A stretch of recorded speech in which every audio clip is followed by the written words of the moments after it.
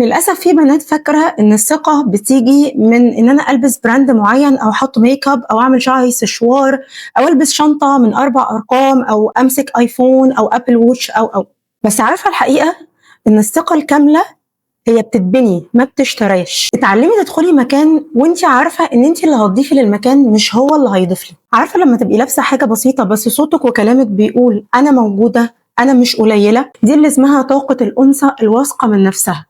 بتبقى مش محتاجة فلتر يزودها ولا فاونديشن يخبيها، بتبقى جاية من جواكي، من احترامك لنفسك، من قراراتك الصح، من تطويرك لنفسك، من انك بتقومي بعد كل وقعة.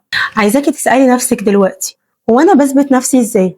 بالكومنتات واللايكس بتاعت الناس؟ بالدريس اللي انا لابساه؟ بالايباد اللي انا ماسكاه؟